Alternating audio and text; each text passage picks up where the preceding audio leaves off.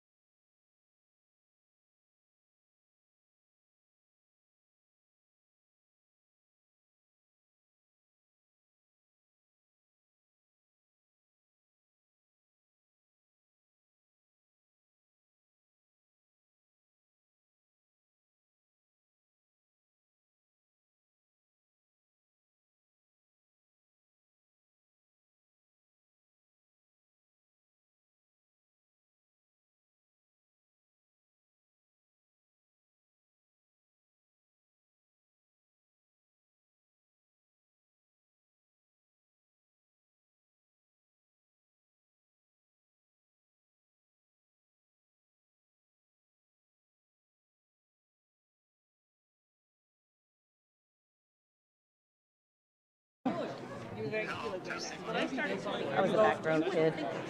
Okay. Yeah. So, Daryl, Simon wants to confirm. Yep. On down. Do you want to actually pull item number 10? I think Frank started to change. It's probably going to be your story. Okay. All right. No, Frank.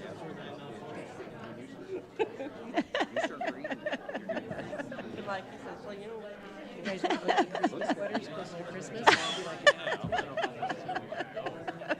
But that would be. Just saying. That would be. I just open my closet and I take a sweater off. No, I said.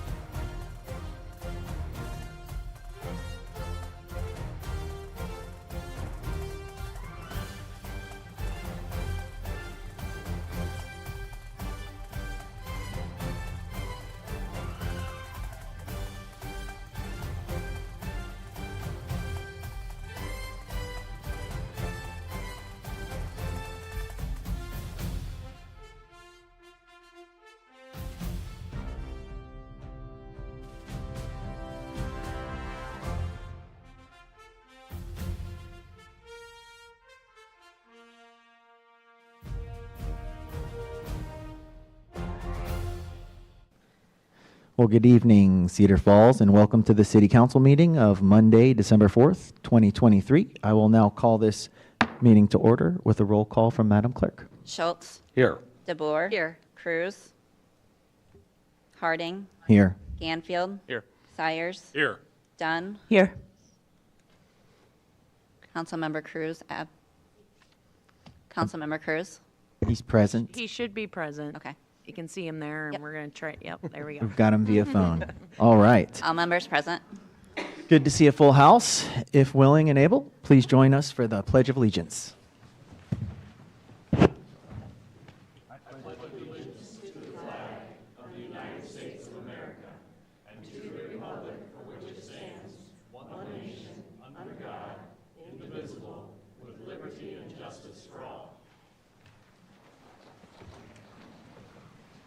All right, thank you. We now have the approval of the minutes. Is there a motion to approve the regular meeting of November 20th, So moved. 2023? Second. Moved and seconded. Any comments or questions from council? Any from the public?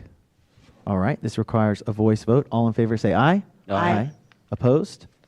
All right, that passes. Now we'll go over to agenda revisions. Are there any agenda revisions, Madam Clerk? Yes, we have two agenda revisions, 17 and 18. There was a Scrivener's error on those, and I will read those as they should be revised in the packet. Resolution approving the certificate of completion and accepting the work of Veith Construction Corp. For the 2023 alley reconstruction project and approving and authorizing the transfer of funds from the Stormwater Fund to the Street Construction Fund. Council members may have noticed too that in their packets, the wrong fund reference. It should have been Stormwater Fund instead of Stormwater Bond Fund, and those documents will be re-uploaded into the packet on the website. Number 18, it should be resolution approving the certificate of completion and accepting the work of Blacktop Service Company for the 2023 Seal Coat project and approving and authorizing the transfer of funds from the Street Construction Fund to the Street Repair Fund. All right, we will make those noted changes and get those up. Thank you. All right, tonight we have no special presentations, so we'll move over to the public forum where speakers will have one opportunity to speak for up to 5 minutes on topics relevant to city business. And you are welcome to speak now. If there is a specific item that you wish to speak on in the resolution calendar or consent calendar, we can also pull that. We tend to like to have people speak on specific items if it's for that, so we have it all documented. But with that, we'll open it up and welcome, just name and city for the record. Alana Aldrich, Cedar Falls. Welcome. Thank you. I would first like to thank you all so much for being here tonight and for taking the time to listen tonight. I've lived in Cedar Falls for a little over 10 years and own a dental office with my husband, Chris, in Waterloo. We have 3 little ones. We are here tonight to address the intersection of First Street and Union Road. We all utilize this intersection frequently and on the daily experience how dangerous it is. With cars on First Street traveling at highway speeds and the combination of high hedges and fencing, it continues to be a matter of time before someone is killed. We call on you all to help ensure that this does not happen. The completion of the Cedar Falls High School will significantly increase traffic speeding through that intersection as well, with the addition of more young and inexperienced drivers. This intersection is also heavily traveled by pedestrians, which is extremely dangerous as they are crossing high-speed traffic to get from one side to the other without any safety measures in place, such as a crosswalk. We know that this issue is largely DOT related, but your residents are getting hurt, and we need your help. We're also aware that the yellow flashing lights were put up years ago due to so many accidents. While we are appreciative of this, it is not enough. In the last few weeks, 3 accidents have occurred at this intersection. One of the worst being a high-speed crash that sent 6 people to emergency rooms, including 2 children. We have with us tonight Sarah Tovia and her family, the mother who was T-boned on First Street by a truck entering the intersection from Union Road. Thank you. Thank you. Yes, sir. Name and city for the record. Good evening. My name is Jim Shearer. I am the father of Sarah.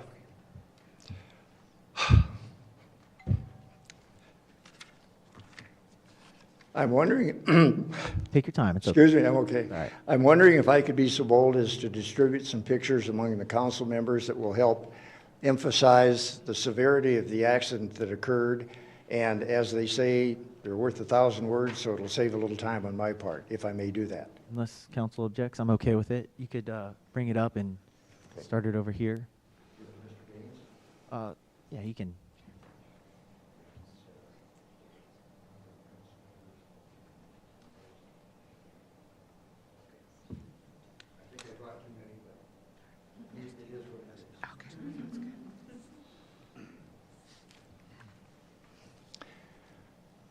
As the pictures are being passed around, I wanted to say that on November 11th, our daughter had been out to visit us. We live west of town. And when she left, she had something on our phone that would give my wife and I notice if there was an auto accident. And we got a notice, and I heard it, and I didn't know what it was, but my wife Nancy said that Sarah's been in an accident at Union Road and First Street, and so we left immediately to go there. My hope and my wish was that it was a fender bender and there wouldn't be much to it. But when I crested the hill and came toward the intersection, I saw multiple fire engines, ambulances, police cars. The whole intersection was cordoned off, and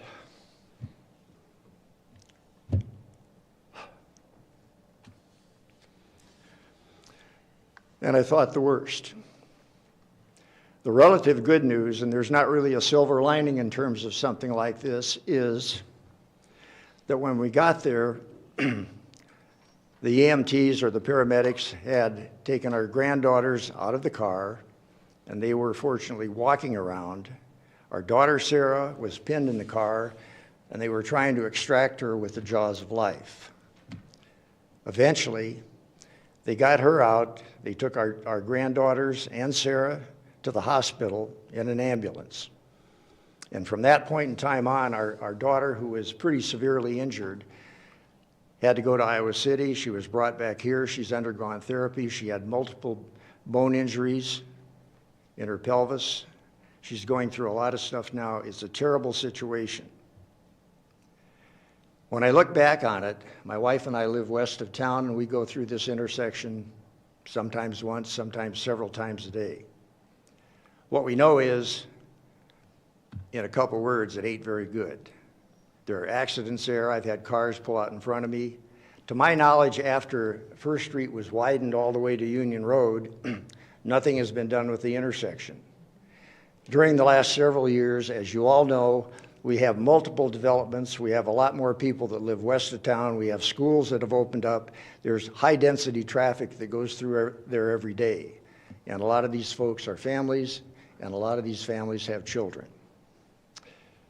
I would hope that something like what happened to our family would not ever happen to anybody again. I'm not a civil engineer, and I don't know much about highways, but what I do know is sight distances are a problem there. I know that entry-level speedways to this intersection from 3 different directions is 50 miles an hour, 45 from another. And kind of the sad thing is I don't think anybody drives the speed limit anymore. If you're not 5 or 10 over, you're going to get tailgated. So we've got a problem with that. And when this accident occurred, a driver was going south on Union Road from the north, went through a sign that warned him of a stop sign, went through the stop sign that had a flashing light on it, never braked his car, and hit my daughter. Now, what do you do with something like that? I don't know. Rumble strips might have helped, but we don't even have that there. And the question, I think, is what can be done to make it safe for everybody? Because it's not safe now. It's dangerous. It's a terrible intersection. I would like to think that maybe the best thing for it would be a roundabout. And I know Cedar Falls is preeminent with roundabouts. You've done a great job with it. And they're designed for high traffic situations. But what I know is that maybe a prioritization in terms of whether you have a roundabout or not shouldn't necessarily be traffic volume, but it should be safety. And I like roundabouts. I think they're about the safest thing that can happen. It would be nice out there, but part of the problem is they're not cheap and they don't happen quickly. But something should be done right away. Something should be done as soon as possible because it's really dangerous. I don't want to take a lot of time. I would implore you to do whatever you can about this. I know some of you won't be around next year. I know some of you will. I would hope that those of you that will be will take to heart what all of us have to say here tonight. And I hope that those of you that may not be here might do something to impart whatever you have gleaned from this meeting to your replacements, to your new members. This is kind of a bad transition time in order to be able to get something done on anything like this, but it is what it is, and we have to do what we can do. I want to say I appreciate very much the opportunity to present this to you all tonight. I appreciate your attention, and I would hope that you would take seriously and take to heart the problem that exists out there and try to grapple as best as you can with some kind of prioritization to get something done for it because it's dangerous, and we need some help. Thank you. Thank you. Are there any other speakers?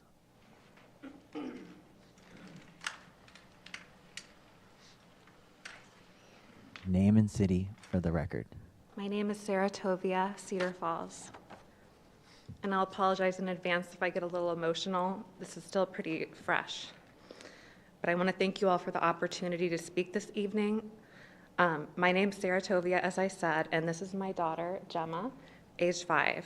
My husband is home with our other daughter, age 2, who is in bed. It's very difficult to be here today.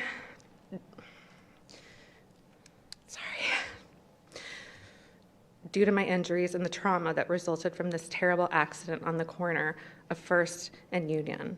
I hate that I'm the reason. I am here today for that reason. I hate that my young daughters were in the car with me that day. I've driven this road countless times since I was 16, growing up just west of town, where my parents still reside today. We live in the Ridges located off First Street on the west side of Cedar Falls and are frequent travelers of this road, as are other people in the audience today. November 11th was just another sunny Saturday, driving back from my parents' house. This beautiful day quickly turned into a nightmare. I first saw the truck speeding through the stop sign only milliseconds before impact due to the extensive blind spot on the north side of Union Road when traveling eastbound on First Street. I had just enough time to slam on my brakes and turn a little bit right to avoid the truck directly T-boning my SUV. I will never forget the shock and terror I felt just before the impact. Sorry. The sounds of my girls screaming, crying, seeing blood.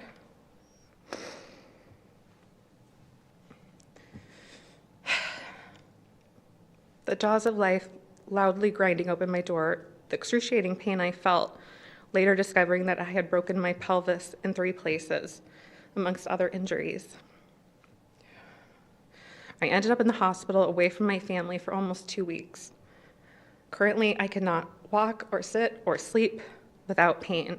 I cannot work at my job, run simple errands, put up my Christmas lights. I can't even lift my own daughter out of her crib. I am grateful that I am the one who sustained these incapacitating injuries and not my children. I feel that we are lucky to be alive today. In conclusion, this intersection only becomes busier and busier, with drivers becoming more aggressive and more distracted. I hate that my family had to be the example that no one wants to be. Hopefully, our lesson will be enough for action to be taken addressing this dangerous intersection and that future families and residents of Cedar Falls will not need to go through what we went through. Thank you. Thank you.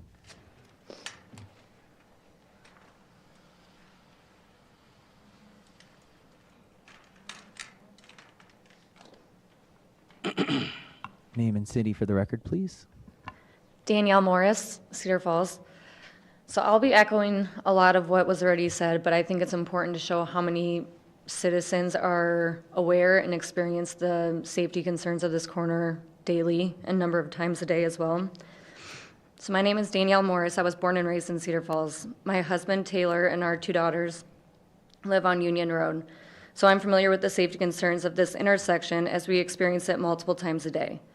During my daily commute, the main safety concerns and issues I experience are the constant high speeds, again, that have been addressed and spoke about tonight, the low visibility and vantage points, particularly in the summer when the plants and shrubs are in full bloom and overgrown, and then as well in the winter when the snowbank starts to accumulate and you have to inch out into this high-speed intersection just to see if it's safe to enter. And at that point, you're already halfway into the intersection.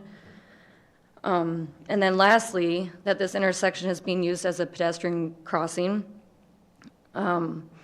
Pedestrians are crossing this road at highway speeds to access the bike trail with no crosswalk or safety measures in place. So I've lived out there for a handful of years, and within the short period of time, I've seen that road get closed down because of accidents. That fence, the neighbor on the corner there, his fence has been knocked down, I feel like at least once or twice a year. That stop sign has been knocked over. The intersection itself has been closed down due to an extreme accident that Sarah experienced this a couple weeks ago. And so for those reasons, we are asking that the city address the safety concerns on First Street and Union Road with the bare minimum of a safety study. And then hopefully after that, address the safety issues that come from that study. Thank you. Thank you. Are there other speakers tonight? All right, I'm sure. Oh. Welcome. Name and city for the records. I am Michael Blackwell from Cedar Falls. 2 brief references. We all recall Nelson Mandela's release from prison and his ascension into the presidency of South Africa. The end of apartheid did not reduce the impediments to equal opportunity to this day, 30 years later. He tried, but he did not succeed. 70 years ago, the dean of Boston University School of Theology was seeking a dean of the chapel. He had a friend named Howard Thurman, who was pastor of the Church of All Nations in San Francisco. Dean Mulder contacted him, and Thurman came for an interview. He did well. Mulder and the BU president wanted to offer Thurman the job, but there was one problem. He was black, and white parents were in an uproar. The school hired him anyway, and he became the first black chaplain in a predominantly white campus in America. As a result, BU graduated more black PhDs in America for the next dozen years until Thurman retired in 1965. Poverty exists across this country, in urban and rural areas, in big and small cities and towns. This is a fact borne by research conducted by outstanding data centers that cannot be ignored or denied. Now, of course, the fact of poverty does not mean that those families and individuals that are poor are personally unhappy, seeking emotionally and socially, sinking in the quagmire of despair. Many, if not most, are not poor in spirit and hopeless about the future. Some even assert that, in retrospect, while they were younger, they did not know they were poor, but they certainly were. Their families made do with what little they had. Just because there are anecdotal descriptions of individual successes does not mean that deep poverty is not adversely affecting the quality of life of the masses. For example, my family lived in the ghettos of Bridgeport, Connecticut, in Fairfield County, one of the richest counties in the nation. We 7 siblings knew we were poor. However, we all managed to attend exceptional colleges and universities: Barnard, London School of Economics, Columbia, Stanford, Brown, Wesleyan, Yale, Harvard, and others, too numerous to mention here. Despite these achievements, we never forgot from whence we came. All of us have made sacrifices for the disadvantaged, lifting up the adage that service is the rent we pay for the privilege of living here on earth. Would that all of us recognize the persistence and pernicious injustice of poverty around us, regardless of our backgrounds, and would not gloss over it by personal anecdotes, achievements, and ambitions, or intermittent celebrations, ignoring the need to eliminate the social structures, processes, policies, and services that cause a panoply of inequality and impoverishment here and elsewhere. The facts are irrefutable, and we are all morally charged with seeking to eliminate the entrenched, inveterate, and multifarious ways our society perpetuates long-standing inequities. Doing so is always an earnest and urgent necessity, and I dare say from the biblical record that we should live together as brothers and sisters, or we will all perish together as fools. Thank you. Thank you, Dr. Blackwell. Are there any other speakers today? All right. Welcome. And name and city for the record. Vajpayee. Ishan Vajpayee, Cedar Falls, and I know that my comments will be certainly trivial in comparison to those concerns raised before me, but here I am. Today I speak as the attorney for the concerned citizens of College Hill. This is a group of individuals with millions of dollars of longstanding personal and business investment on College Hill, but for whom the College Hill Partnership does not speak. Yes, those voices do exist. The group coalesced in response to a shift of how city ordinances were being interpreted by city staff and misguided recommendations put forward to planning and zoning and this council. This group has also been responsible for bringing forward concerns regarding conflicts of interest on the Planning and Zoning Commission, as well as protesting the College Hill Vision Plan's overexpansive breadth, but more on that later. This group and I have been very critical of city staff decisions and recommendations regarding development. This is not meant as a sign of disrespect, but a firm belief that decision-making is ruined by excessive praise and deference. It is improved, and major blunders can be averted through strong, thoughtful criticism. This issue started back in 2018 with two developments on College Hill. Staff decided that the building code allowed for dozens or hundreds of bedrooms to be built on top of a commercial space requiring zero parking. This made sense to no one, except staff and the developer who stood to mightily benefit from such a nonsensical approach.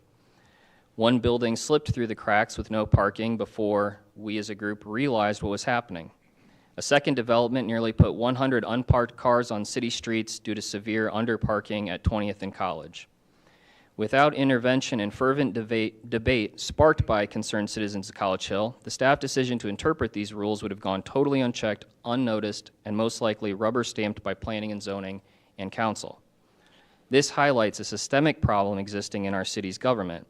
A staff-driven government with too much autonomy and deference is capable of presenting anything in a fashion that will gain support from officials and other citizen decision-makers because of an old, unspoken adage around these chambers: if it's okay with staff, it's okay with me. We have seen this process play out too many times. An aspirational plan to accomplish something no one would dare oppose is put forward by staff and adopted by City Council. These plans or visions are the first domino. Once it falls, the resort is preordained. The train has left the station, the snowball has started down the hill. Pick your analogy. Next, staff will come forward with more details. These proposals or ordinances have been presented sometimes in a very cryptic fashion. Too often, questions are deflected in such a way that sometimes even the lawyer can't decipher the answer. Criticism or dissent is deflected as well, most commonly by saying, well, this matches the vision plan you accepted. This goes with goal setting and what you said you wanted. Don't you remember that? But the plans often include items not necessary to accomplish the large overarching goal initially adopted. Like the omnibus spending bills of our governments, grand plans comes with strings attached to sometimes hidden agendas. Which brings me to the College Hill Vision Plan. Which originally introduced, our group embraced the idea of improving the Hill because who doesn't want the hill to be better. But we feared wholesale adoption of this plan because it would be the horse out of the barn. Form-based zoning would be rammed through as consistent with the visioning plan, regardless of whether in and of itself was the appropriate or correct solution to what ails the hill. A 2019 parking study and revisions to the parking code in 2019, which hasn't seen one major development built underneath it, would already be disregarded and requirements slashed to levels that would not meet the demands that were founded by the parking study commissioned by this city. The form-based zoning and vision plan would see the type of citizen input and oversight eliminated in favor of hard and fast criteria determined by guess who?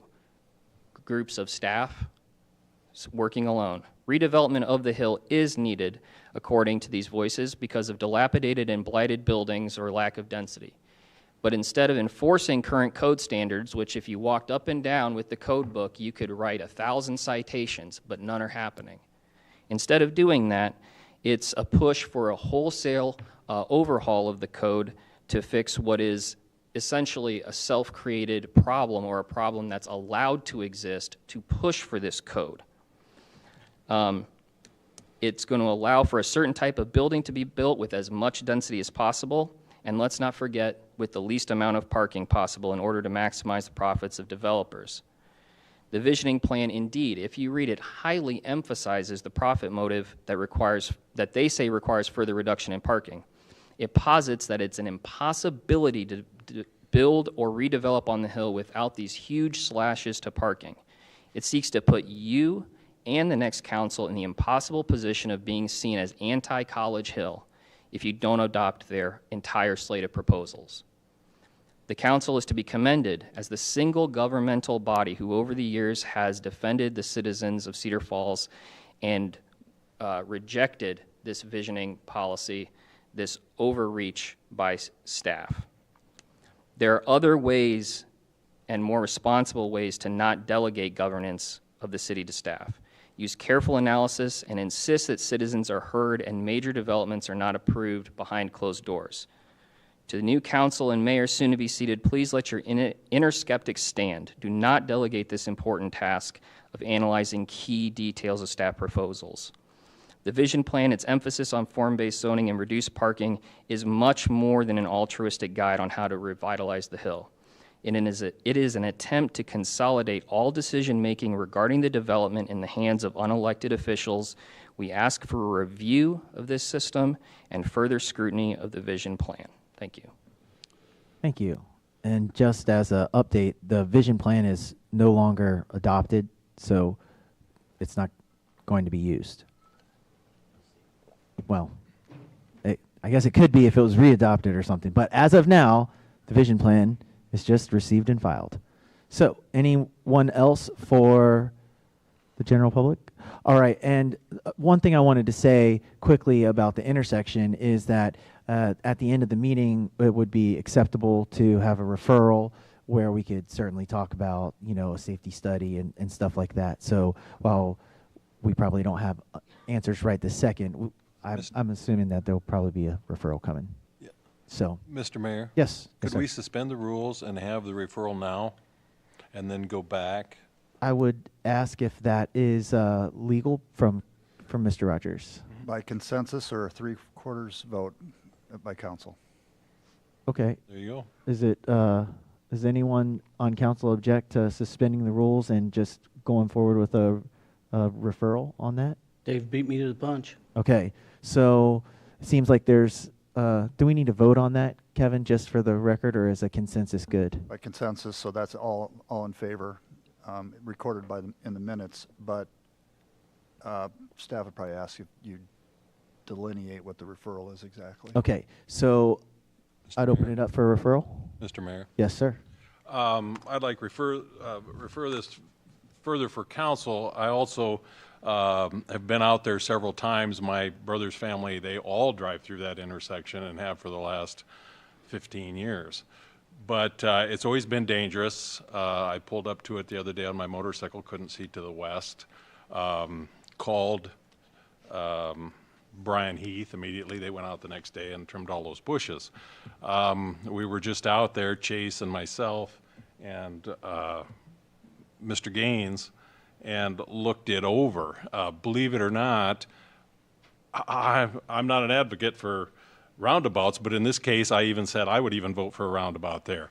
Anything to help that intersection out, because it's absolutely terrible. And it's been terrible for years and years and years, and my wife would not even think about purchasing a house that was north of First Street. So we've got to do something, and we can't let it go any further with a long-term kind of a thing. I got the name from Chase, this Nick Humple, who's just up in Mason City, and I'll probably drive up there and see him because it is tough to deal with the DOT. And a study, as Danielle said, would be the minimum, and I think we need to move a little bit faster than that. So with council's help and approval, and we'll ask Mr. Gaines what he thinks, and I'd like to see all kinds of things done to that intersection. I've already been in contact with Sam Runyon, who's on the corner, and it's favorable to have something done there to help the sight distance. So, Mr. Gaines, could you comment on this, on the things that we've seen while you and I were there? And can we, just for a point of order, I understand the intersection's bad and we're all going out there. Let's narrow it down to a referral of an action item. Okay, let's fix it. So within 2 weeks. So how's that? That would be great. I think everybody will probably vote yes on that. I think they would, but unfortunately, I think we need a little bit more specific guidance on how to go about doing that.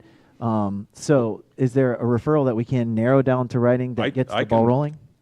Yeah, I think as a minimum we need to vote to have that study, but I think we also need to look immediately with Chase and Mr. Gaines to open up Sam's area there, because I talked to him immediately after we met there the first time. What about this? A referral, I would entertain a motion to refer to staff to study this intersection for safety, as well as at the same time see what we can do immediately to improve it and start there and go. So I would entertain that motion. So moved. But time is of the essence. Time is of the essence. What's the soonest we could do something, Ron? Excuse me, Mr. Gaines. I think Mr. Scherer hit the nail on the head. First of all, let me back up and thank everybody for coming to speak tonight, because I think this intersection has been a bad intersection for a long time. I know in the past we've tried to put a little bit of pressure on the DOT, and it's fallen on deaf ears, but I can tell you this time we're going to be a little more relentless. I know Mr. Schrage has already contacted them several times since this particular accident, so we're going to continue to move forward that way. The unfortunate thing is this is going to be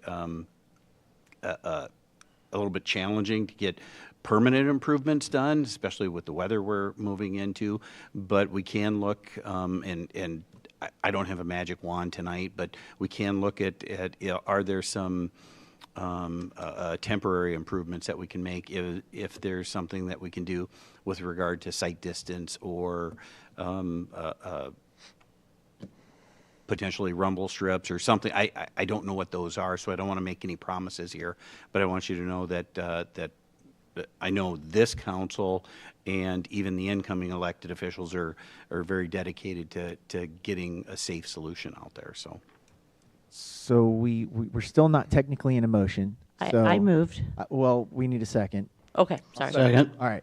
So we are in a motion for a safety study of the intersection, as well as what immediate improvements we can do as quickly as possible to improve this intersection. Is there anything that anyone would like to add to that? Yes, Councilmember DeBurr. Just a question for either Ron or Chase, but is there DOT protocol that we're required to put with this referral to be able to go to the DOT with it? Those are the things that we're going to have, especially if there's going to be any type of DOT funding in there, but maybe some of the minor improvements that we make beforehand are at a city cost. I don't know, and that's for this body to determine is what type of dollar figure we'd spend. But the other thing just to point out is, a lot of the areas that we have that are challenging there with regard to sight distance, they are private property. So we'll have to work with the private property owners to peel back some of that vegetation and everything else in the area.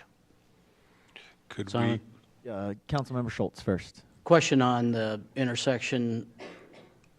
DOT is First Street, 57 Union Road. We are and we can do whatever we find is helpful. To a certain extent, there's, the DOT does have jurisdiction so far back on the intersections that they have jurisdiction over, so. You know, one of the things that I think is really nice about having these comments at this meeting is this is something that we can refer the DOT to go back and watch the passionate statements by the folks that spoke here this evening. And other questions on what we can do? Yes. Can we let Councilmember. somebody from the audience speak? Mr. Scheer would like to speak again. I was going to allow it, but I Okay. wanted to make sure. Can we have this done within 2 weeks? Because we could vote on the amount spent, but there's no real amount when we're just lucky no one was killed. And there's no price on that. We've got to move ahead and get something done for the safety sake of all of the citizens that live out that direction. I understand. And Well, that's what I'm looking for. well, is 2 weeks feasible from a staff perspective, or do you need a little bit longer? Unfortunately, I think that's an unrealistic time frame, and the reason I say that is because we're going to have to work with private property owners. If that was just the City. you know, hey, move forward and work with the private property owners and purchase right away and clear out the land, some of those things. So it will take a little bit of time. I know people don't want to hear that, but But we could unfortunately okay it does. that tonight, could we not? That we'll work with property owners? I think you guys could okay the referral. You'd have to talk to Kevin. Yeah, so no affirmative action on the intersection because it wasn't on the agenda, but the referral, perfectly fine to either direct staff to do something or other, report back to the council, whatever you wish, but we can't approve funding itself in this meeting. When can we do that? If it's on the agenda, Next time? yeah. So Okay. we can have a report next meeting of what's happening. How about that? And then have an approval on the agenda for the amount we can spend. If possible. It'll happen. Won't it happen? We'll work towards it. There you go. All right. Chase, you too? Up. Any other council members before I saw one audience member that I was going to allow to speak once more, which is breaking the rules, but I'm as long as council is okay with it. Yes, sir. Just because it was pertinent to the referral. So Yes, thank you. The only thing I would ask is in connection with whatever you wind up doing or are able to do, I'm wondering if there might be somebody from our group of people here that could be a representative to facilitate, to have input with it, to know what's going on. We have a great interest in this, as you know, and if we could do something like that without unduly interfering with what you're doing, it would be a great help and a great benefit to us. So I would say the best thing is to, before you leave tonight, to present, to get all, whoever would like to be updated, to get the information to Mr. Gaines. Okay. And that way they could help keep you updated on what's happening and what's rolling down, okay? That would be fine. Thank you Yep. very much. No worries. All right, so we're in the referral, and it's ASAP. See what Kim's got. See what we can, yeah. Kim, what do you have reduced to writing? There's a referral on the table to have a staff to have a study and see what other temporary improvements can be made. Okay. And we're, To be reported at the next meeting. To be reported at the next meeting, and then if it's feasible, to have an item on the agenda. there we go. All right, that's, all in favor, say aye. Aye. Opposed? All right, there we go. Whittled down, and hopefully, it won't make everything better, but we can get the ball rolling and really actually start to make a change here because it is needed. So thank you again for coming and speaking out. And with that, we will continue back to where we are. And if you don't feel like you have to stay for the whole meeting, if you want to go, we'll give you we'll give a short recess here to clear that way.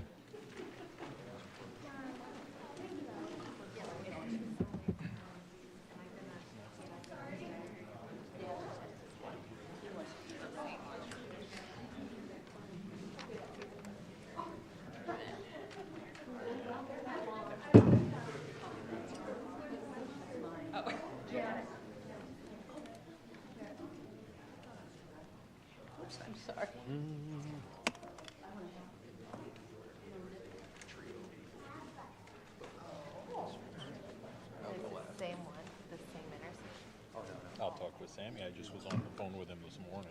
I mean, no, while I was at the meeting here, excuse me, and this morning. So, we'll make that happen.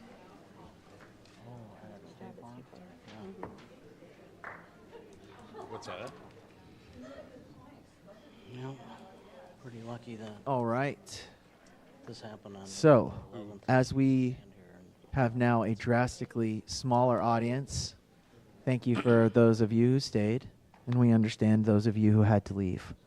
We are going to move over. We have no special order of business, but we are going to move over to the old business, and we are looking at, Was there any staff updates? my apologies, all this suspending has skipped staff updates. No, So, no, sir. any staff updates? No, sir. See, I knew that. All right. Thank you, Susan, or Councilmember DeBerg. We're on to old business now, which is to pass ordinance number 3046, amending Chapter 9, Fire Prevention and Protection of the Code of Ordinances relative to installation of post indicator valves upon its second consideration. Is there a motion to approve? So moved. Second. It's been motioned and seconded. Do we have any questions from the council about this ordinance? This is the second reading, so there will be a third. Is there any comments from the gallery out there or chambers? All right, thank you. So this takes us into a roll call vote. He's not paying attention.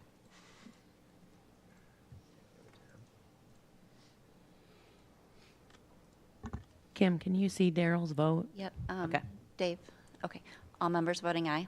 All right, thank you. So that does happen to pass on its second consideration, and as I said, there will be a third consideration at the meeting. If it passes on its third consideration, it will be considered law or ordinance. We are now moving over to the consent calendar, which the following items will be acted upon by a voice vote on a single motion without separate discussion unless someone from the council or the public requests that a specific item be considered separately. Is there any council members that wish to pull an item from the consent calendar? Anyone from the chambers or the gallery out there that wishes to pull an item from the consent calendar? All right. Well, then we will look to have a motion to approve items 3 through 6. Is there a motion? Motion to approve consent calendar items 3 through 6. Second. All right. It's been motioned and seconded, and this requires a voice vote. All in favor say aye. Aye. Against? Nothing. All right, that passes. We shall now move on to the resolution calendar, which these items will be acted upon by a roll call vote on a single motion without separate discussion unless someone from the council or public requests that a specific item be considered separately. Is there anyone from the council that wishes to pull an item 8 through 21? Mr. Mayor. Yes, sir. 10, please. Item 10. All right, Councilmember Ganfield. Item 10. Any other items from council? All right. Any items from the gallery or the chambers? All right. So I would entertain a motion to approve all items 8 through 21 with pulling out item 10 for separate discussion. Is there a motion? So move. Second. All right. And this requires a roll call vote.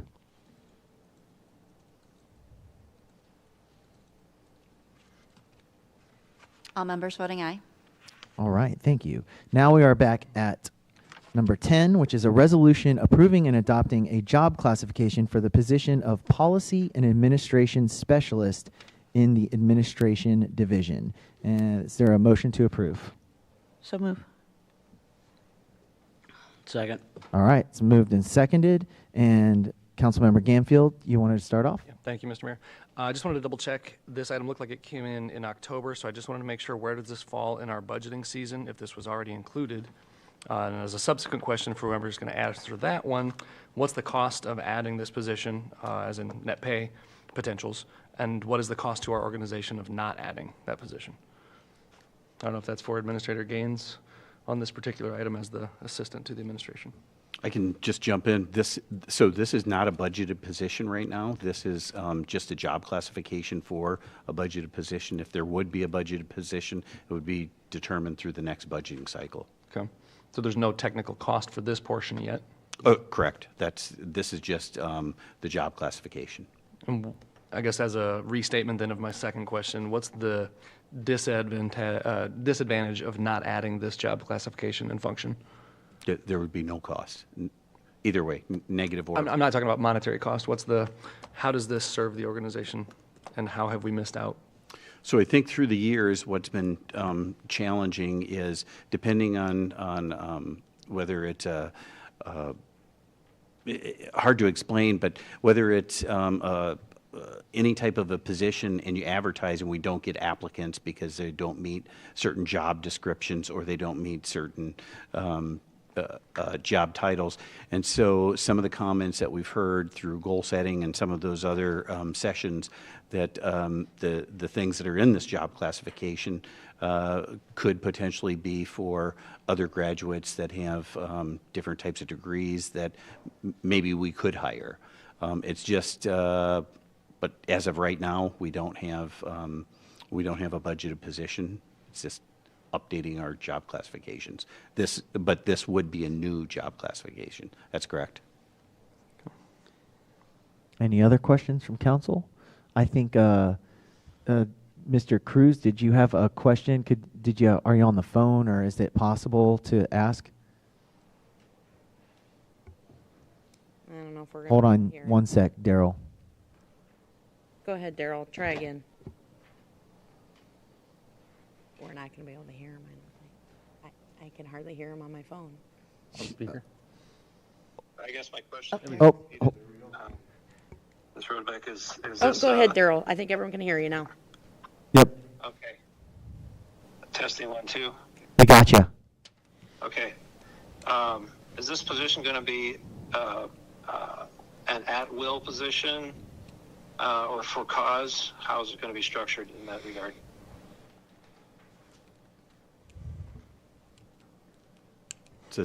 I believe it's a civil service position. That's correct. It is a Civil service position. Okay. For cause. Anything else, Daryl? Do we have a dollar figure on what this would be? Range, possibly? Sure. So I can actually maybe answer that. So it was, when it was reviewed by our consultants, it was in pay band 9. Just to let everybody know that the minimum hourly wage for that pay band is $27.75, and it ranges up to $45.10. So if you I'll just take a $30 wage times 2,000 hours, it would be about $60,000 for a salary. I mean, I'm just kind of general. All right. I have a question real quick. Obviously, with the change of the job or the addition of a job classification, it's seeming that it's probably possible that we're going to want to advertise for someone like this. Do we have a goal to do that in the next budget cycle? Have we thought about that, or is it's just preemptive for when something opens up to have this job classification there? Would really be the call of the city council when and if they're doing the budgeting process, if they would want to add a position, because it's not a budgeted position currently. Yeah. So we have many job classifications that are maybe not used at the particular time, but they are established. Okay. All right. Mayor Pro Tem? Yes. I want to make sure I'm understanding correctly, because I think, are we saying that we have positions that have not been able to be filled, and we are drawing up this classification in hopes to be able to fill work that needs to be done that we haven't been able to fill with the current classifications? That's probably confusing, but I think if I'm understanding correctly, we're needing to fill positions that aren't being filled, and is this a way to possibly open it up to more candidates? Am I understanding, or will you explain that to me better? It could be. So there's positions out there, and maybe one of the easiest for me to explain is an engineering position. We went, I don't know how long with a surveyor position open just because we couldn't fill the position. So if there's a different job class that you can establish for some of those to potentially fill it to get the work done and save monies from hiring a consultant, we would do that. This is not necessarily going to fill that role right now because it's not a budgeted position. And may I ask another question? Yes, Councilmember. So this is just having the job classification on the books, and then whether or not it's something we can fill or want to have filled would be addressed in the next year's budget discussions. Is that correct? That's correct. Okay. Okay. Any other? Yes, Councilmember Schultz. From what I was interpreting and to Dustin's polling of 10, is this reflective of 9 and 11 also? Or completely separate? And being I didn't ask it to be pulled, maybe that's a... 9 and 11 are different classifications. That's why they're specifically were their own items, and they're probably a little different. I mean, in terms of, I think, the one engineering position is an example of we've had trouble filling engineering positions, so we've been kind of stepping back and like, okay, do we need to kind of maybe think things a little differently instead of requiring like a PE or, you know, some kind of engineering certificate? Can we get a, you know, construction manager position to help manage projects? So those are really probably more have to do with the fact that it's just really, really tough right now to fill engineering positions. We advertise for them, we get no applicants. We try to re-advertise, we get no applicants. So again, it was just a way to step back and rethink those positions. So I think to answer your question, those really are different than this position. I think Gil's question was, are they impacted the same way that they're added new? I think the construction engineer one was added in September timeframe, but I didn't have a huge question on that one. Thinking back on it, I could have pulled 9 through 11, but 11 was just a restatement, like Jen said, of the qualifications. It's going from 5 years, 4 years with a license up to 5 years of required education, or 6 years without a license. It becomes 5 years as long as you're going to pursue a license. So it does open it up to more applicants. And those positions are budgeted. Yeah, and those are already approved at this point in the meeting, so I'm not wanting to delve further down that rabbit hole. But this item, I guess I'm still kind of concerned there. So to Councilmember Dunn's point, I think, it's going to be roughly 60 grand on up if we were to fill this position. I think it needs to go through a different setting to add this one in. And to Mr. Vajpayee's point earlier, I think I'd want to see a little more conversation on it before we start adding in extra layering. My personal preference. So I would have a question for staff. Just, can you talk about adding a position before you have a job classification, or would you have to have the job classification before you talk about budgeting for the position? That would be my question, like chicken or egg. It is kind of, I mean, obviously we need to have a job class in place before we advertise because we need to know what to advertise and what the minimum qualifications are. But I think to answer your point, we also have to know what those minimum qualifications are to know, okay, what pay range are they falling in? So that's why normally we would have a job class ready to go. You know, I think just keep in mind, just to maybe add on a little bit what City Administrator Gaines was talking about, really where we're talking about this position is, as you can imagine, throughout the year, there is oftentimes that there's these kind of projects that come up that we're not really sure what department they really belong to. You know, whether it's Racial Equity Task Force, Resilience Plan, you know, so there's some of those that come up that we're just not really sure where they belong. But also, I know we've started to hear about a little bit about grants, and you'll see one of the duties in here was about grant writing. So our plan was to talk about this at goal setting, but we also understand, does it make sense to kind of get the job class, get it approved, so it kind of makes sense at goal setting also. But we can revisit it as well. All right, other questions from council members? Councilmember Cruz, does he have any final questions?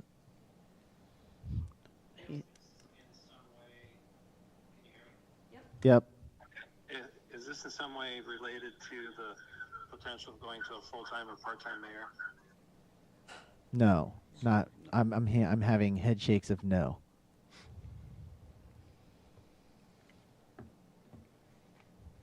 Can you repeat that? The answer was no. The answer was no. Sorry. I mean, I guess I'm along the lines of what Dustin is thinking. Councilor Ganfield, that we discussed the goal setting in a general sense before we start doing something like this. Have an open dialogue. All right. Any other council members? Anyone from the public wish to speak on this resolution item? Mr. Mayor Pro Tem. Yes. I actually am in this area at the university. Know a lot of students in the public administration area, specifically listed in this description.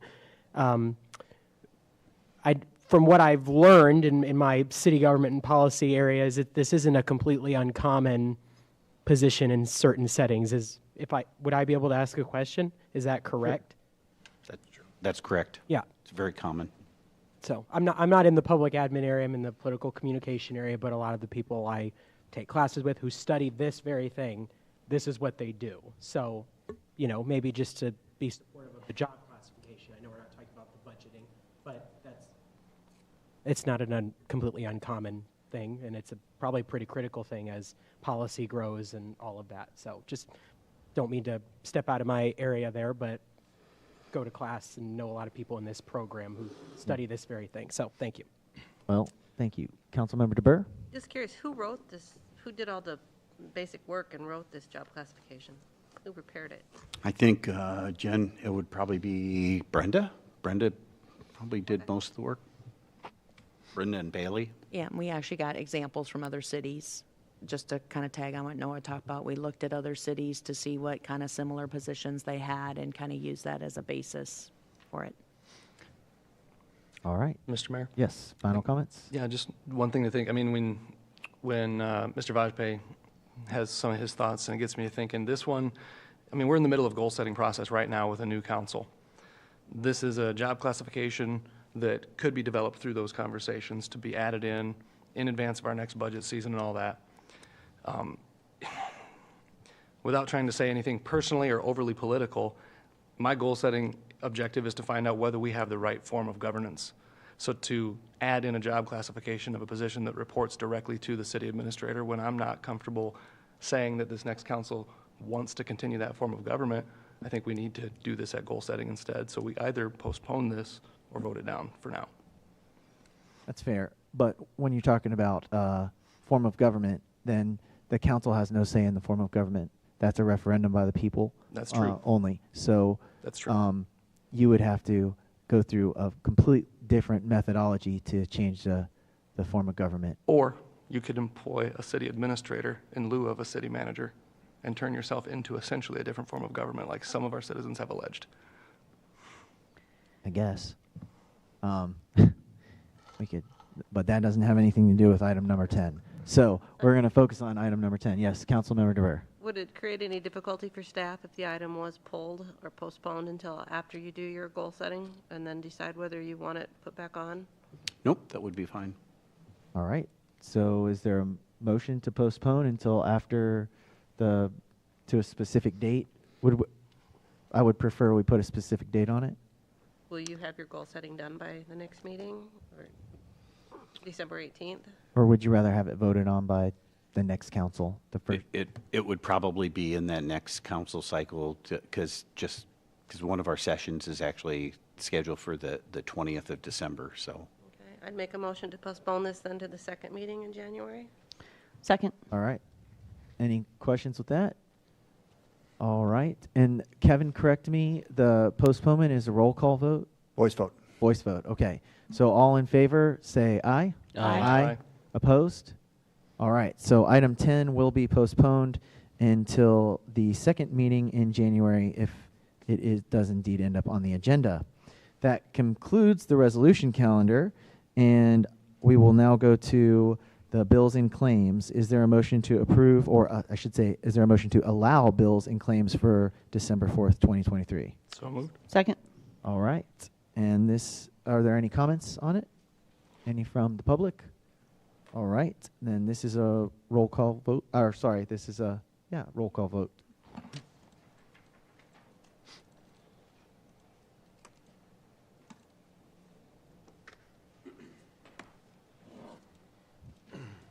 All members voting aye.